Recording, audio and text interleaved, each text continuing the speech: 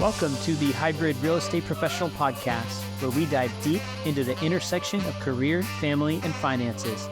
Learn the mindsets, tips, and strategies to help you on your personal journey to build a life of abundance and purpose for you and your family. Now here's your host, Aaron. Welcome back to another episode of the Hybrid Real Estate Professional Podcast. I am humbled and honored today to be joined by a very special guest, 2 times Bigger Pockets author, Coach Chad Carson. Chad, who most people just call Coach, is the author of The Small and Mighty Real Estate Investor, which has quickly become my favorite real estate investing book. In addition to building and scaling his own impressive real estate portfolio over the course of almost 20 years, Chad has also been coaching and educating the next generation of investors through his books, mentorship, and his mastermind community, Rental Property Mastery, of which I am a member. Chad is a true go-giver, a dedicated family man, and someone I truly look up to as I forge my own real estate investing journey. I can't wait for you to hear this conversation. Let's get into it. All right, welcome to the Hybrid Real Estate Professional Podcast. Today I am here with a very special guest, Chad Carson, aka Coach Carson. Chad, I'm so humbled that you took some time out of your day to join me. I have spent hundreds, if not thousands, of hours reading books and consuming real estate education. And it wasn't until I came across your book, which is up on my shelf here, The Small and Mighty Real Estate Investor, that I really found something that I felt resonated with the way that I approach real estate investing. So on behalf of myself, and I'm sure thousands of other people that you've impacted, I have to thank you for coming out with that. It's a counter narrative to what we commonly hear with the quit your job in 2 months and scale from 0 to 1,000 rental properties in the next 12 months. And I appreciate that narrative. And I wanted to thank you personally for putting that out there. Thank you. That means a lot. I mean, when you write a book and you organize your ideas, you hope at least one person likes it. So there is one person. I appreciate that. And it's just an honor to be here. Really, really happy to talk about it. Awesome. Before you put out 2 Bigger Pockets books, you spent, I believe it's almost 2 decades now, building up a real estate portfolio. You've had different eras in your investing career. You had kind of pre-recession. You had a long kind of ebbing and flowing with a lot of different strategic shifts throughout.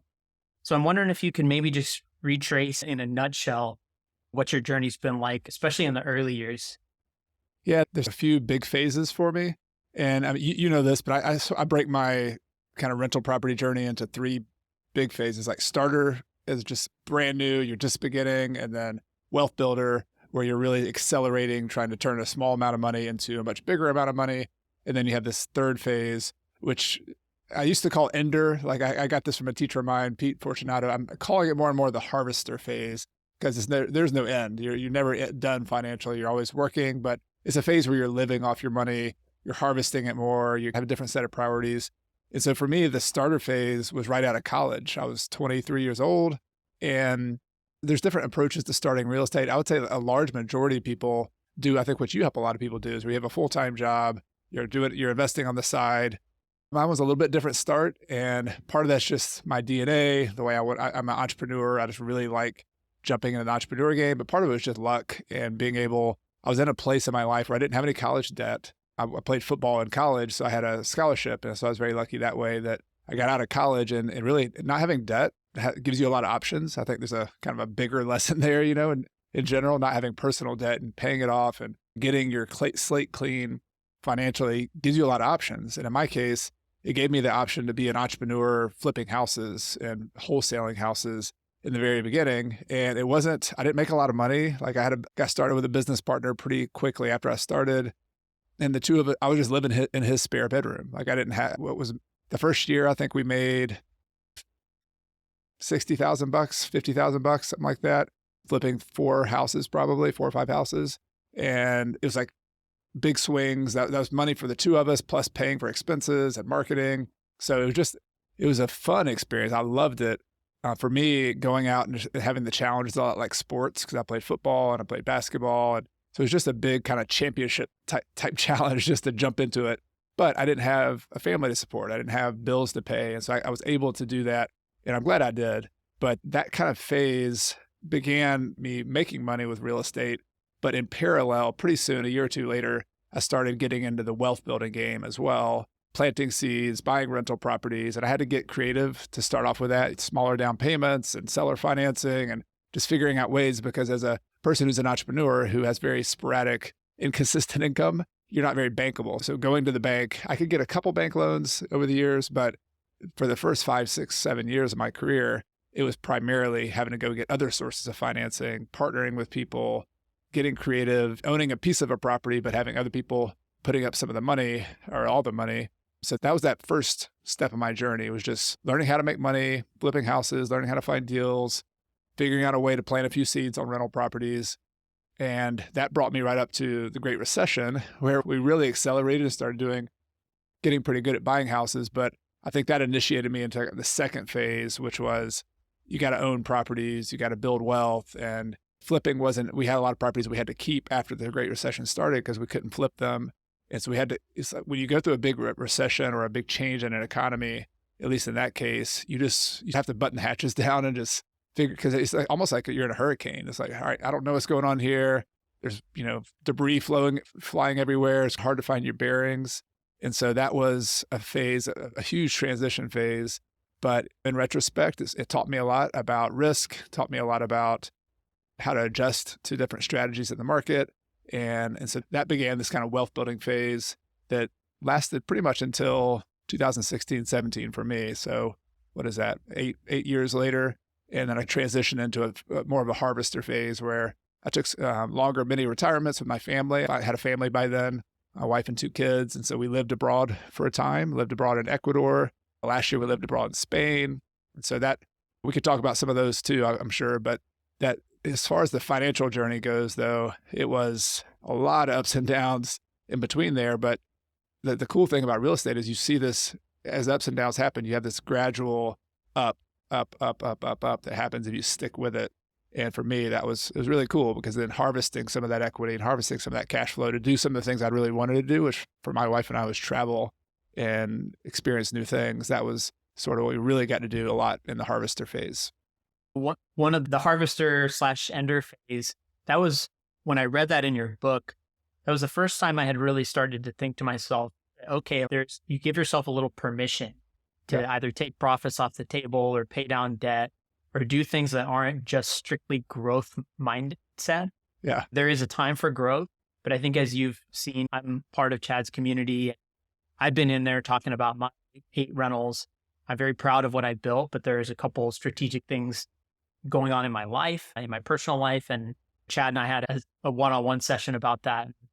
We're just looking at the portfolio as a chessboard and not just thinking, oh, I need to add forever. There are strategic things you can do over time. But I got to imagine that you mentioned that you started with wholesaling and flipping. That is a very growth-minded strategy. At first, you're growing income, and then you're growing your ability to buy and add to your portfolio. Was there a period of aggressive growth at the beginning? It sounds like probably pre-recession. And if so, like where did that top out? Yeah, there was a lot of growth. It was that first year I mentioned 3 or 4 properties, maybe 5 flips, and none of those were rental properties. Fast forward 3 years from there in 2007, and we had 33 acquisitions closings in 1 year. And a lot of those were flips still. I remember one flip we made, we bought and sold a house that we bought in a pre-foreclosure situation, and we negotiated with the bank and got a short sale. And we found it was a luxury kind of house. We found a buyer for it, a friend of somebody we just in our network, and we closed the same day. Bought it, sold it, made like $65,000 in one like double closing. And that to me was like the pinnacle of my flipping career. Was bam, bam, there we go, make some money. So those are cool deals like that. But then there was also a lot of buy and hold rental properties that we started entering in. But yeah, it was definitely a growth period. And if you've read my book, it was mostly good, but a lot of scars that I have from the 2007 growth, because I think this is one of the reasons I wrote The Small Mighty Investor, is because I learned that you don't have to have this manic, crazy push to the top of the mountain. And I know there's some people who want to do that, and there's tons of paths to get up the mountain. And so for the X Games, like Mount Everest climbing explorers of the real estate world, feel free to sprint up to the top of the mountain and go for it. That's cool. That's your game. You like extreme sports. That's fine. But for the rest of us, you could actually just plod along and do the John Shaw building wealth one house at a time type approach. And I could have been a little less aggressive and had even just the same results or even better results. And instead, I was buying a lot of properties, and I bought a lot of properties that set us back because I made mistakes on locations. I underestimated repairs on properties, and just the amount of mental load it took to survive that in 2008, 9, and 10 during the recession, and then pivot and change. It taught me a lot about how growth can happen in different ways, and informed. At the same time, right when that was happening, I also read the book, The 4-Hour Workweek, which was about thinking about your business from the other side of your life, just saying, life first, here's what I want my life to look like, here's the design I want my life to look like, and then building a business around it. And that was such a different paradigm for me, because even today, most of the real estate advice I hear is there's kind of some lip service given to the life side of things, but it's always grow. You're successful when you have more properties. You're successful when you're growing faster. And I just don't think the cost of that and the inputs that are required to make that happen are really put on the table enough, and let people make an informed decision about that. And so I think that's part of my mission, is to show that there are multiple approaches to do this, and there's a deliberate, slow and steady, kind of tortoise-like approach that can actually have just as good a results or even better. But the really magical thing, going back to the lifestyle, is that you don't have to sacrifice like giving up your life now in order to someday enjoy life. If you take this more deliberate approach, a little bit more slow and steady approach, you can have these plateaus on your journey to the top of the mountain. You can enjoy the scenery. You can have a picnic lunch on your way up. I love how you said strategic things are happening in your life. The twins coming into your life was a nice strategic event. But yeah, you can enjoy your family. You can enjoy your friends. You can take care of your health. Those things that we're really investing in real estate to have in the end. I think that's one of the biggest mistakes I'm pointing at me, A-type personalities do, is to put that stuff off instead of integrating it into our plan in the first place. And so I think that's really my mission, is to show a real estate investing, a business plan that integrates almost like a intertwining of your life and your business, so that you can keep the first things, the most important things, the things that matter, keep those as a priority. 100%. And I think you providing that counter narrative, nothing against the folks that want to hyperscale and go to the moon as fast as they possibly can, but there are setbacks and trade-offs that they have to make. And I'm very family minded at this juncture in my life. I know you have a family that you prioritize spending time with and having very unforgettable experiences, including living abroad. And those things probably can't happen if you're trying to add 100 properties a year and manage flips, especially if you're doing it all across the country, or a lot of the stuff that gets peddled these days. And so I appreciate that you provide that counter narrative, not only in your books, but also now in your community. But I think it sounds to me like you learned some of those lessons in real time, and then you package them up so that hopefully you can save other people from maybe having to learn those the hard way. You mentioned John Shaw, who I know is a mentor of yours. I want to talk about the role of mentors and coaches in your life, from you seeking mentorship, and then how that led you to become Coach Carson. Can you tell us I know you started as an athlete, so I'm sure coaching came in there, but when did you first seek real estate mentorship, and how has that been a part of your journey? Yeah, I love mentorship and coaching. It's just my blood. I had my grandparents, my dad's parents were principals and teachers and coaches. And so I think I just grew up with that, this respect for mentorship and coaching. But my first mentor was my dad, actually. And so not everybody has this good fortune of having a family member who was in the rental business, the real estate investing business, but I did have that good fortune. And so I was able to call my dad and ask him questions. And my first year in business, actually, when I graduated from college, I moved back home and I just found properties for him to buy. I was just a bird dog, just going out and saying, here's a deal. I think this would be a good buy. And I was able to be aggressive on finding deals on one little part of the business, and then get mentorship from him about, that's not a good deal. This is a good deal. And so that was invaluable, and just having that support. And so my dad, even today, he's further along. He and my mom, who was a dentist, had their rental properties business. And when my mom sold her medical dental practice and my dad sold some land, they were able to pay off all their properties and they live off their income. And I could see firsthand this peaceful, enjoyable existence you can have when you build up and then pay off your properties. And so they're an example in a lot of different ways, both my mom and my dad, and were definitely my first mentors. But then I love learning. I think if I had to say there's any skill set that really is like the top of my list, is just a voracious curiosity and love of learning. So I consider books my mentors. I consider Warren Buffett a mentor of mine from a distance. Never met him, of course, but he's on my shelf. I have pictures of him, and I consider the books and the authors that I read my mentors. And John Schaub was one of those early in my career. I was reading a bunch of people, and I was still in the go big kind of mentality, but he was always a kind of on my other shoulder. It was somebody like John Schaub saying, actually, I've tried that. I've bought hotels and commercial buildings, and the best thing that has ever happened to me is just single family houses and buying them deliberately and being patient with them. And so I think mentors are there for you when you make mistakes. You need to pivot a little bit. And so I think that's what he has been for me, is just a really good role model in terms of a business model, how to use real estate investing. But then I think any mentor, you also build upon that and try to add your own flavor. And so I have a lot of I find it so fun to have different people you learn from. And I continue to read books and biographies. I've just read a biography of Benjamin Franklin recently, which is really interesting. And so I like reading leaders, historical figures, business people, parents, just to see, because I've got a lot to learn and I'm always a student. That's so cool. Yeah, it's an interesting parallel. In my life, my parents are real estate investors too, and I started very singularly with them. I didn't read Bigger Pockets books. I didn't go on forums. It wasn't until we had 3 rentals that I started diving into the more academic realm of real estate. But obviously, they had a similar story where they bought a bunch of properties in the early 2000s and then scaled and ended up having to hold a bunch through the recession. And so I just learned firsthand from the resilience that they had to show. They held them until they at least broke even on them. Thankfully, they didn't sell anything at a loss or weather anything that a hole they couldn't get out of. But just having that mentorship by osmosis, and then also, of course, graduating towards the more academic and networking. And obviously, of course, you said it right, like your book was on my bookshelf before I ever spoke to you. So I've been able to absorb the lessons and knowledge that you have, and then ultimately find my way into your sphere, into your community. But mentorship, this kind of parlays into something else I wanted to ask you about, which is content. There's so much information on the internet now. You write all the time, and you have for some time now. I started writing. I make that a huge part of what I focus my time and energy on, is documenting my journey, which is much less progressed than you are. Oh, you've done great. I love your sharing. You do a wonderful job, and your Twitter account is a must follow. So I hope everybody's watching that and reading it for sure. No, I appreciate that. But one of the things I've always been impressed by is you've been doing this for, I don't know when you started writing. So one of my first questions is going to be, when did that start?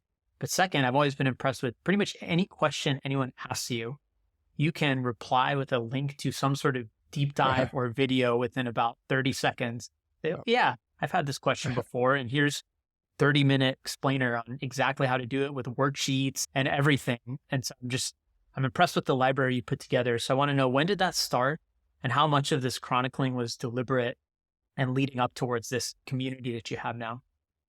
It was like a lot of things, it started as a hobby by accident and actually continued as a hobby for a long time, my writing. But back in 2000, about the same time I was trying to survive the Great Recession, 2008, 9, and 10, I was fairly successful in my business. I was part of a local real estate investment association.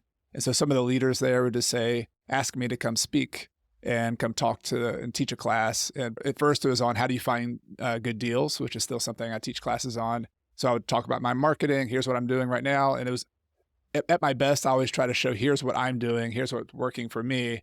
Not that this is the only way to do it, or this is the best way that anybody's ever done it, but having that kind of learner mentality that, hey, this is how I'm doing it. Hopefully it's helpful for you. And I think if you're truly a learner, the opposite of that and the kind of complementary side of that is being a teacher. And so I started just testing it out, learning a little bit, and said, this is fun. Like, I really enjoy it. If you haven't taught before, that teaching makes you learn even better, because you have to articulate what you think. And then you're like, wait a minute, I don't really know this yet. Got to study it some more. So I think I just got addicted to that process. And I started doing a little bit of coaching locally. So I had these mastermind groups. So it's interesting now that we've come full circle and I'm doing these online community rental property mastery that you're part of, and mentoring and teaching there. But I got my start just doing it locally. I'd have 6 or 7 people who would sign up, and we'd meet on Saturday mornings. And it was a lot of the same stuff I'm teaching now, but I would help them identify the type of properties they wanted. We'd help them market. And so I had alumni of those coaching groups that I did probably start off 10, 20, and then 30 and 50. And I started sending a physical newsletter to everybody who was either alumni or who was interested in doing this. So it's a small membership site, membership print newsletter, essentially. It's like I laugh about it now because I was typing up this newsletter every single month and had my articles, advice, quotes, things I was reading, just like an email newsletter these days. But I was physically like paying somebody to print this thing and send it and stuff it. And people, 120 people, 100 people got it every single month. And then finally somebody said, hey, Chad, this is 2012, 13. You can write on the internet. Now there's this thing called the internet. Like, oh, really? There's an internet out there? So that's when I started posting some of the same articles I was writing to 120 people to the internet and putting on a blog at coachcarson.com. And this really was another journey of discovery of being a content creator and posting. And I'm not saying can't say that I'm a fast learner with all that. I've been plodding with that as well. But I think more than anything, my real estate investing business, my teaching, coaching business, I really enjoy the craft of doing it and really teaching more than anything. I like the details of it. I like understanding my student, my audience. What's the thing that makes them tick? How can I say this in a different way? How can I tell a story or make a list or simplify this in the best way I can? And so that's a craft for me, and it's a fun process. So just writing the content has never been, at least for now, maybe it'll be boring at some point, but I've just really enjoyed it. And early in my writing career, I think I wrote for 5-6 years, probably 50 articles per year. Like every single week I was writing something. And I started writing for Bigger Pockets as well. Being a guest coaster on Bigger Pockets started getting me some new subscribers and followers. And then I went on the podcast, Bigger Pockets podcast, probably like in the 80s, show 80 something with Josh and Brandon, and then followed up with that. So I learned how that world works and just I really enjoyed it. And that was all still a hobby though, until finally I realized I've got enough people on my email list and I've got people following me. This is costing me money. Like I'm paying all these software and doing all this. And so I decided that it would be fun to also make this a business and to teach people and do more consulting and coaching. And so that's the current iteration where I have more courses and a online membership community where I'm teaching people and coaching people. And I'm really having a ton of fun with that, getting to have conversations with you because I'm taking ideas in the book and these principles and getting the challenge of figuring, all right, how can I help Aaron apply this to his unique situation? Because every situation is a little unique. And I think about myself going back to those sports coaches, my grandparents, and how do you teach people and coach people and get the best out of people in the sphere of real estate investing? And so still having a lot of fun with it. It's so cool how it evolved organically. I had a very truncated version of that where I just started writing online. I posted on Twitter once a day, every day since March 2022. Did that for fun as part of a writing program called Ship 30 for 30, where the whole purpose of it is to post once a day for 30 days and then let the momentum carry you wherever it will. But I just never stopped.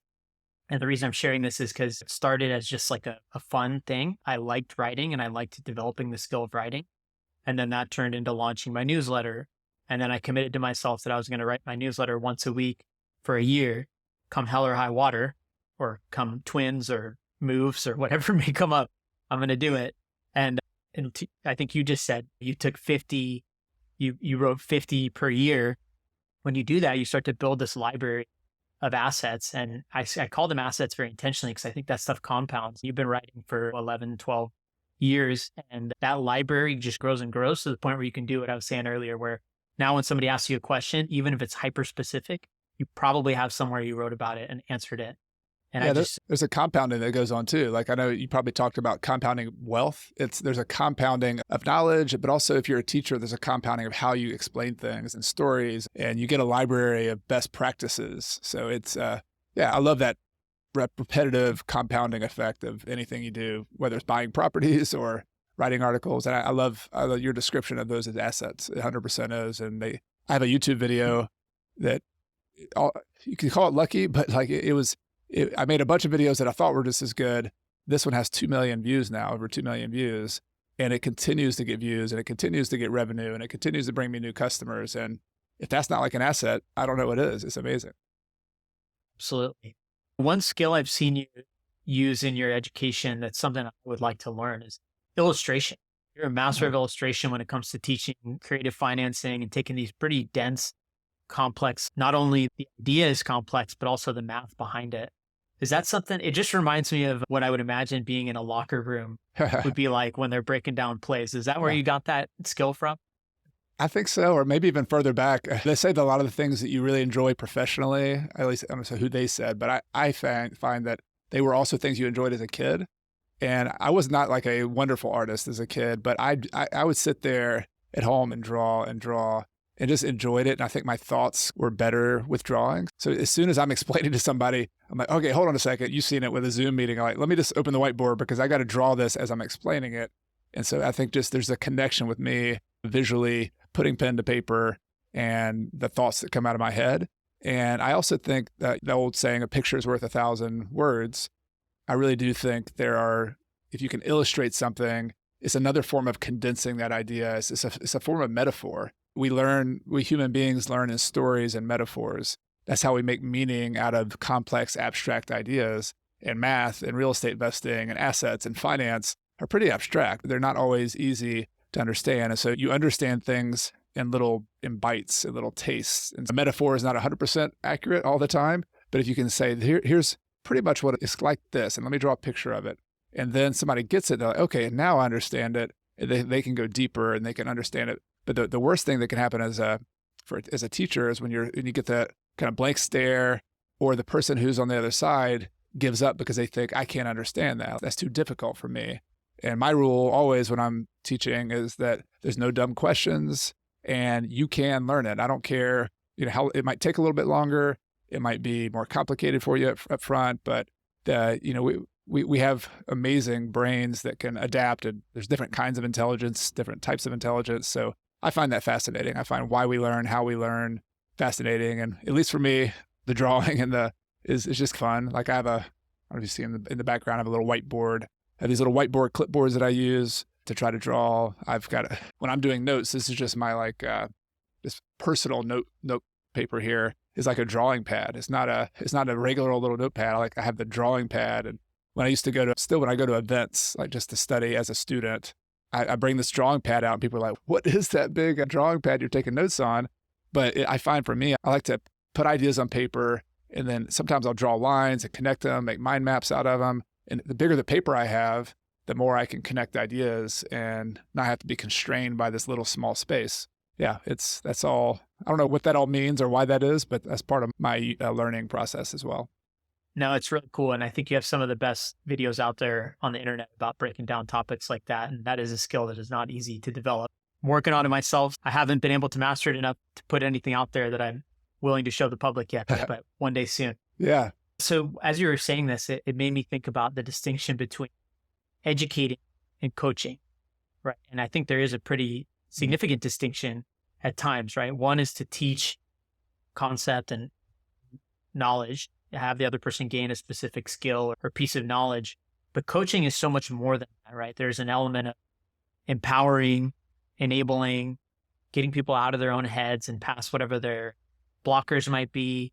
And then also, I think one of the most valuable elements I can think of is preventing them from making a mistake. So I always viewed the role of an advisor or a coach as helping me navigate away from the things that might tempt me that could be short-sighted or potentially prevent me from hitting my goals.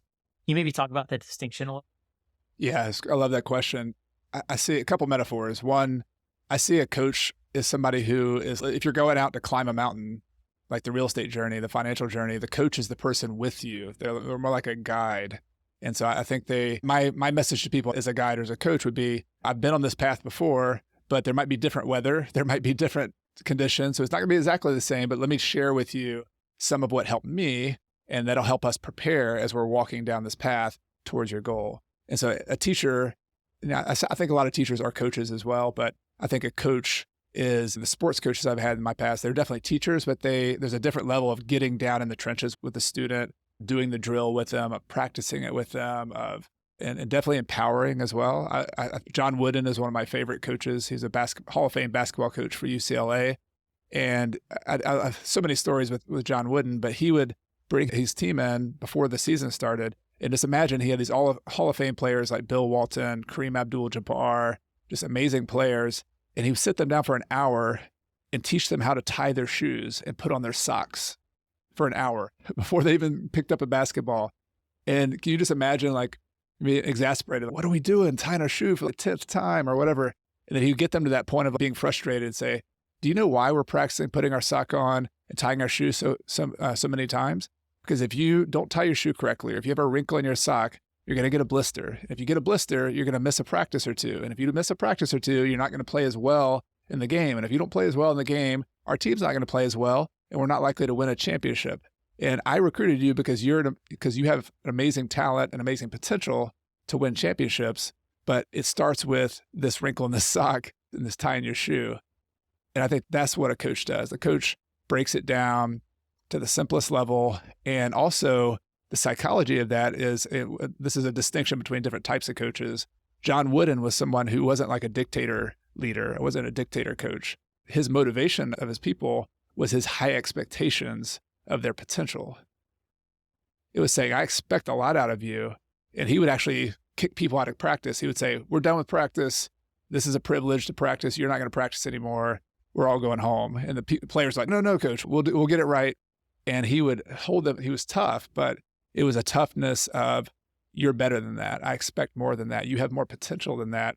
There's a lot of coaches out there who take the drill sergeant, I'm going to berate you and you're a loser, and kind of the fear, put the fear into the other person. I'm sure that works. I'm sure that's worked in the past. I'm not so sure in 2024, maybe ever, that's really been the best way to motivate people. But I'm inspired by that kind of idea, is that how can I not only have success for myself, but bring people with me and help people see themselves as better than they see themselves before being coached, that I can see the value of them, see the potential in them, and then teach them the skills they need, that they can build the confidence and the vision. And I can't think of anything more exciting than that's really what motivates me these days, is that, you have your own personal success, but I have kids. So first and foremost, I want to be a coach to my kids, the people around me, but then the people in my sphere of influence that I can help in the real estate world. How can I help them elevate their game? How can I help them play better because they have participated in this? That's pretty cool. It's a fun goal that I have. Yeah, I love that. And I can tell you're not the drill sergeant type coach, but I definitely see you all around elevating other people, showing them what's possible in their own situation, and just helping navigate, right? I think every situation, every investor has such a unique set of circumstances, whether it's the money or the family, job, or everyone has different constraints, but there are some commonalities. And the more you coach, the more you can see how to navigate those. And I know for me personally, I've now been doing a group coaching program, and I just started my whole coaching business last September. But so far, my favorite part is the one-on-one, because I feel like that's where you can really get into the weeds and do the inner work. Right. And it becomes about so much more than just real estate investing. And that's definitely my favorite part. Absolutely. 100%. I agree. So to tie off the mentorship portion, there's a couple things in earlier that I wanted to pull on the thread of, and they're related. So you mentioned that you had a business partner, and I believe you've worked with him since essentially you started investing in real estate, and that was almost 20 years ago. Is that right? That's correct. Yep. So there's a lot of marriages that don't even last as long as your business partnership has, for better or for worse. But so you guys were young. Sounds like you were in your early 20s. That is a really hard thing to navigate as you not only grow through different phases of your life, but also phases of your business. What is your secret to how you guys set that up, how you keep your partnership healthy, and how you're still in business? I will be honest and acknowledge that I think there's always some luck that goes into it. Let's just call that what it is, that there's definitely luck that I could have picked the wrong person or whatever, just like any marriage could as well. But a business partnership is like a marriage in many respects, in that I think you have to have similar values, whatever those values happen to be. And that was I think that was something intuitively that I picked up, having been in sports and teams. You notice the type of people that you resonate with and that you click with. And so we were friends. We were hanging out. He had another business. He had an online business related to Clemson sports. So I played football at Clemson University. So I just met him through that and just respected his work ethic. And he was just fun. And he had said that his dad was also in real estate. So my dad had been in real estate. So we went to some classes together. We were both learners. And so we just got started having that similar kind of background, just had a friendship. And then also importantly, I think, is having a similar vision for where we were trying to go. And I think a lot of people over time, reason partnerships that I've seen from other people haven't worked out is it's just difficult to keep the vision the same over time. That's a moving target. And so I think that's part of where we were lucky. And that as we evolved, like we went through some of the tough times in 2007, 8, and 9, where you're strained and you got, all right, we're having to eat into our reserves here and to pay for bills, and things didn't go exactly like we wanted to. You know a lot about somebody when things go tough like that. And what I'll say about him, hopefully he can say the same thing about me, was that he wasn't one to duck his head in the sand and say, all right, man, this is horrible. Like, why did you do that? Or if one of us made a mistake, it was always like, all right, how can we solve this? Let's do this. Let's figure this out. So there's a value of an attitude of can do. Like, we can solve this. Let's get this done. Let's fix this. Let's figure this out. And so I think that's like, if you have a way to screen somebody in adversity before you get into a partnership with them, that would be a really helpful thing to do. The other, I think, is just humility. And I think this is a quality of a coach and a leader too. The best one, the ones that I respect at least, is that when things go well, they're willing to let other people take credit for that. And when things go poorly, they're willing to say, that's on me. And they're not going to be such an egomaniac that when things go well, they're like, look at me, I'm amazing. And then when things go poorly, they're like pointing at other people saying, why didn't you do your job? None of that happened with my business partner. He was ready to say, let's just figure it out. I had some mess ups that I've screwed up. There were some things he screwed up, I'm sure too. But there was just that humility that let's figure it out. Let's learn. Let's adapt. And then there was a kind of cool story back in 2007, right when we were having to pivot. It was when we were learning the small and mighty path we were about to take, where he actually suggested that we needed to slow down a little bit. I was like, well, maybe we could grow ourselves out of this. Maybe we could buy and sell some more houses. He's like, no. We need to slow down. And we did this exercise around that time where we both wrote down the things that were really important to us. Like, it was a vision exercise. Say, if money were no object, and I suggest people do this, by the way, too, and do it regularly. If money were no object, what would you spend your time doing? What kind of projects? What would your day look like? What kind of activities? Like, use your imagination, because it might be hard right now. You might be stuck in a rut right now where you're not doing any of the things you want to do, but just write that down. And I was 27 years old. I'd just gotten married, and I was writing down things like, I'd like to go travel abroad and live abroad. My wife and I talked a lot about that, but I also wanted to do things like just play basketball in the middle of the day. I live in a beautiful part of the country with lots of trails and outdoors. We have a 13,000 acre forest around the Clemson area where you can just go hiking in 5 minutes or mountain biking. I wanted to spend time in the woods whenever I wanted to in the middle of the day. I wanted to if I had kids and a family, I wanted to be present with them and be there when they got off the bus, be able to help them with their homework, be somebody they know. And so I started looking at all these things on my list. He had his own list, and they didn't require that much money. At least most of them didn't. But what they did require was a lot of time and flexibility.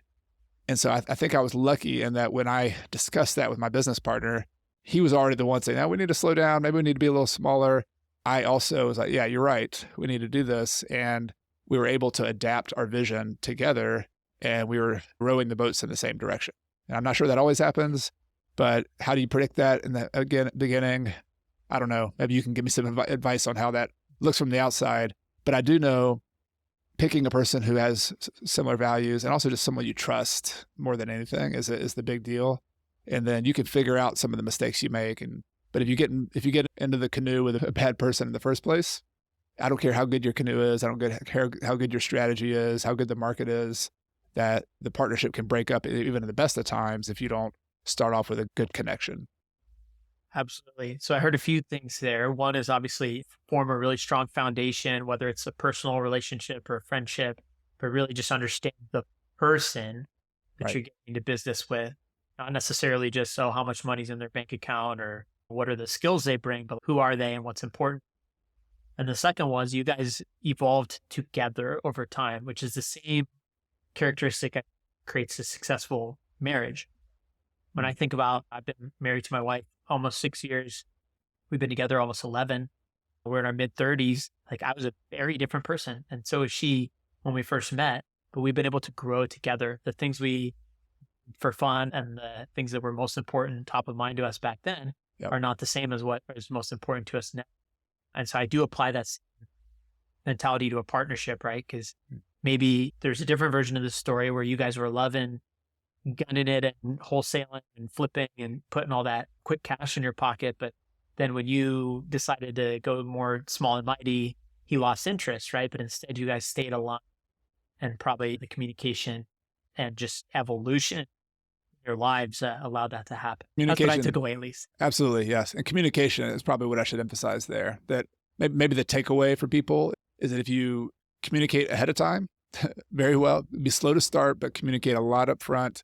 Discuss your vision, discuss your values, what's important to you, what your skills and strengths and weaknesses are, but then ongoing habit of communication. That whole conversation we had, writing down our goals, writing down what we want to do, that was communication. And for us, sometimes people make a formal, here's when we have a business meeting and all that. It was just an ongoing, always happening. We just have a chat. We used to do Google Hangouts. Now we do Slack or text message. It's just like never ending, ongoing communication, but being willing to have uncomfortable conversations.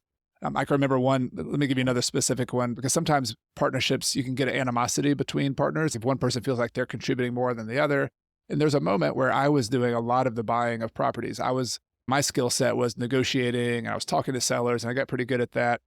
And we had a string of properties where Tommy's job, my business partner, was to like manage the remodels and then get it sold after we bought it, like fix and flip, or rentals, managing the rentals. And that was tough in and of itself. But we went through a string of, we were flipping a lot of houses that he never even saw. Like it was just me. I talked to the seller. I spent a lot of time. I made an offer. We bought it. We made 10 grand. We made 50 grand. We made 60 grand. And that's cool. Like we're a 50-50 partnership, but it was happening enough that I went to him and said, hey, could we do this? How about we do this where if I find the property and I do all the negotiation, we pay, like basically internally pay me the first finder's fee, pay me 5 grand or 3 grand, whatever the number was. And then everything else above that, we'll split it 50-50, because I had contributed more to that particular deal. And so we worked on like compensation type things. And that was just a season of our life. But to his credit, he was willing to listen to that. It was like, yeah, shoot. If you take the money, that's cool. He's never been like, when one person's doing a little bit more, begrudging that person. Maybe he did secretly. I don't think he did, but that was a very important moment, because that's another one of those evolutions where very often one person feels like the other one is not doing as much and making the money. If you can figure out a way to compensate the person who's contributing a little bit more, that can keep the partnership fair and keep it alive. Dangerous, if not the most dangerous feelings right. that a person can have, especially in a partnership. And so even by having an uncomfortable conversation, maybe even if there's a little short term, come on, by getting through that up front, you save from that resentment building. And speaking of things that compound, resentment compounds too. Yeah. And then it turns nasty. So on the flip side of that, you've mentioned, and this parlays into the last thing I wanted to ask you about, which is family. So you had a couple mini retirements. So I imagine in those, you take your foot off the gas a little bit and you're not out there meeting people at the dinner table in Clemson, negotiate seller finance deals. Instead, you're abroad enjoying time with your family. Yep. So in those cases, not only did you have to, I'm sure, work that out with your partner, were you able to really pull back from your business the way you wanted to when you had those? And I know they were 10 years apart? Yeah, it was tough. And this is partly knowing your personality. Like I am a go-getter personality. Like I like to have goals. I like to go get it. And I still to this day, like I'm never going to stop having goals. Beginning of 2024 now, I just set a lot of goals for 2024. It's just a fun game for me to do that. And I've recognized in myself that I like having a balance there too, and taking my foot off the pedal a little bit. It's been good for me. It's been good for my health, my mental health. It's been good for my family relationships. So I'll just tell a quick story. My first mini retirement that I took in 2000 I wasn't financially independent, but my wife, we was pre-kids. My wife and I just decided in the middle of the recession, we at least survived. We knew we were going to survive, but we just saved up money. So instead of buying a new car, we saved up 20 grand and we got our backpacks and we went to Spain for a little bit for 6 weeks. And I started taking Spanish classes because that'd been my dream for a while to learn Spanish. And then we went to Peru in South America and I continued to learn Spanish. We lived with a family. We hiked to Machu Picchu, hiked to all sorts of cool places in Peru. And then we went to Patagonia and Chile and Argentina, ended up in Buenos Aires. So we spent 4.5 months just roaming around. But at the beginning of that trip, it took me until 5 or 6 weeks into the trip And I can remember where I was. It was in Cadaqués, Spain, on the coast. And this happens to be this place on the Mediterranean Ocean, northern Spain, where Salvador Dali painted a lot of his like impressionist kind of surrealistic paintings.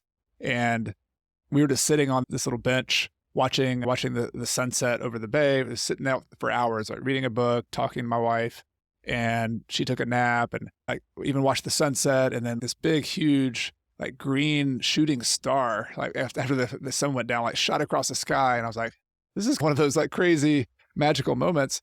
And I could physically feel this knot like untying in my chest. It was just like, there it was, like loosened up, untied. And it was a physical sensation that I finally let go of this, like go, go, go, go.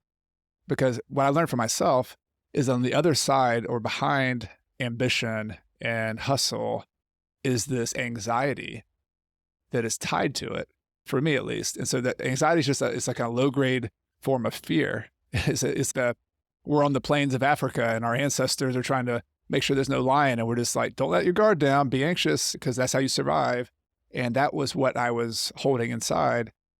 And that was such a wake up call for me because I'm 27 or 29 years old when I'm doing this. And I had this knot untying in my chest. What would that have meant if that thing kept going for another 5 years, 10 years, 15 years? Me personally, I think that's a health problem. That's a anxiety attack. That's a heart attack. I mean, who knows what that thing turns into? But it convinced me the power of taking these breaks, of taking these mini retirements. And I know it's a luxury item to be able to leave for 4 months and be able to do that. Or fast forward to 2017, my wife and I and kids lived for 17 months in Ecuador. Last year, we lived for 12 months in Spain. These are absolutely luxury items, but they're what we're choosing to spend our money and freedom on. We're choosing to spend it on these times where you press pause on your life and you turn the volume down. You don't acquire, we still might do a little bit of acquisitions here and there, but you're really pausing the climb up the mountain in many ways. And it was hard for me to do that. It was very difficult. And maybe some people listening to this, it'll be hard if you try to do that. Whatever your pause looks like, it could be starting a garden. I know people who've done RV trips. I know people who just start new hobbies during those kind of times. But I'm such an advocate. That is an important thing to do. And it really, what it means is taking the dream you have someday, this ambitious dream you have, and distributing it throughout your life and not waiting until you're 60, 70 years old to live the dream and doing it throughout your lives. And it makes so much more sense. It's a health thing. It's an enjoyment thing. It's also, maybe that goal's not that good. Maybe you really don't want to do that goal. You want to do something different. Why not taste it a little bit now? And it's been one of the joys of my life and the best decisions I've made to press pause. And it's probably decreased my net worth some. Don't care at all. It's been the best investment I could have ever made. And it's been a big part of my own journey as a person, as a real estate investor. I love that. Thank you for sharing that. It's a beautiful story. And I'm very guilty of masking anxiety with ambition, right? They are, whether we like it or not, they are related.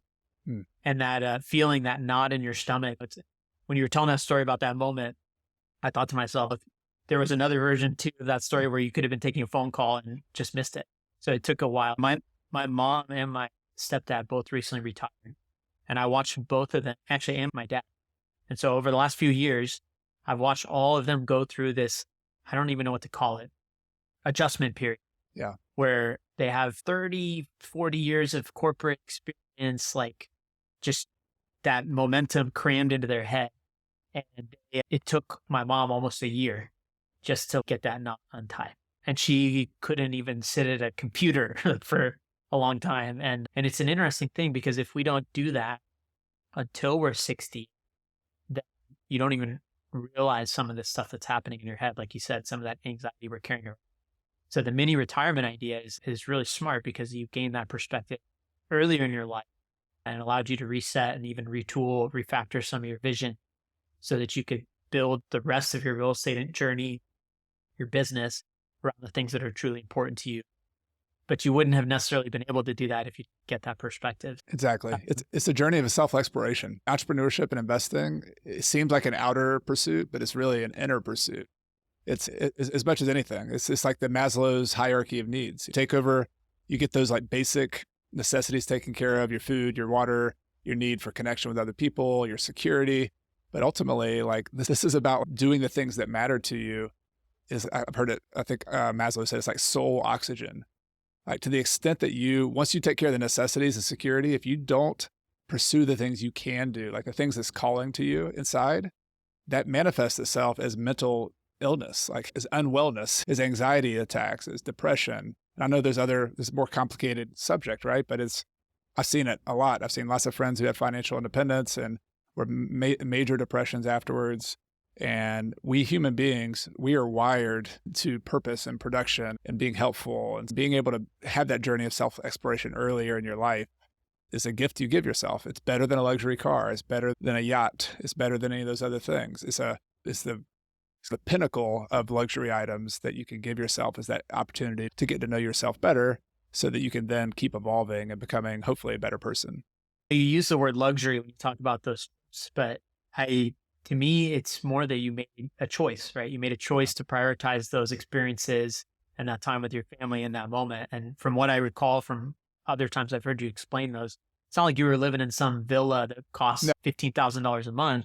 Like you guys pared it down and you live by the philosophy that you write about, which is keep your expenses under control and try and like tailor your lifestyle around what is truly needed. And I think there's a lesson there in that it doesn't have going and living abroad and doing these things doesn't have to be some big luxury event. It can be just a deliberate choice you make to align around what's important in your life.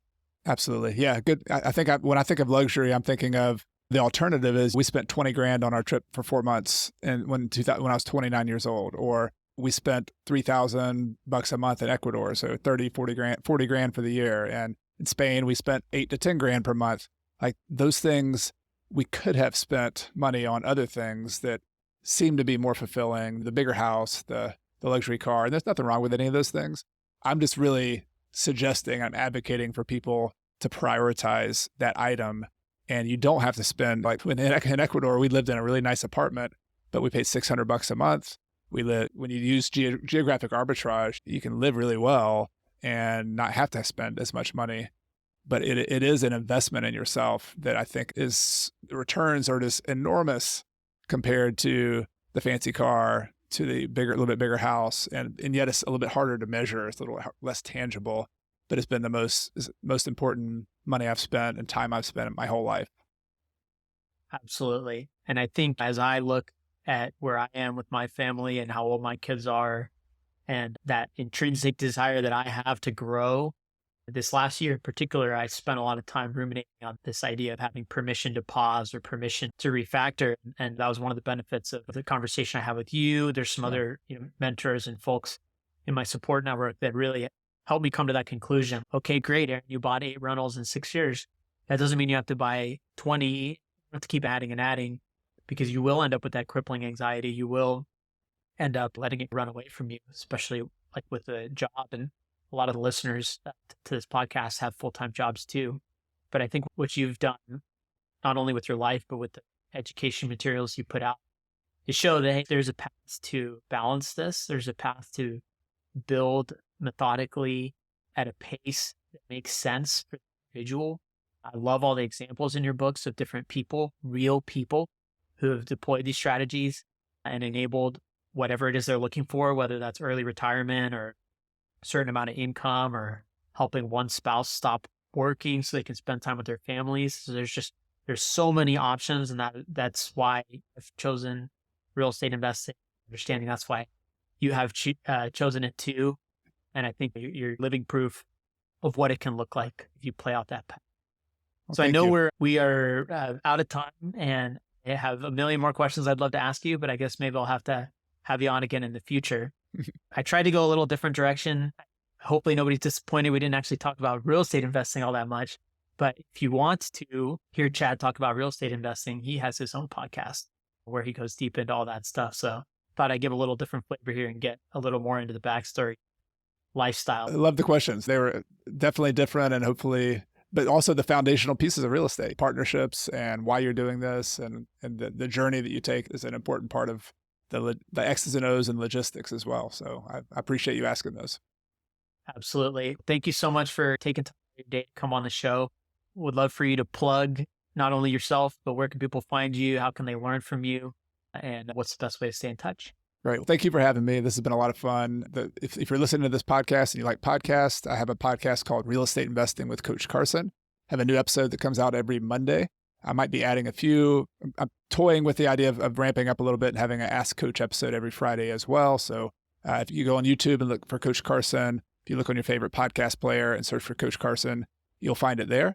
And if you want to go beyond that, we talked about the community I do. My pride in where I'm putting 100% of my time these days is in coaching people inside of this community called Rental Property Mastery. And it's for a lot of different people, but primarily it's people who've already started on their journey and they already have a property or two or more, and they're really looking to master the process of growing from where they are to having financial freedom. And what does that look like? How do I find properties? How do I get the money? How do I negotiate? How do I manage my properties? How do I build systems?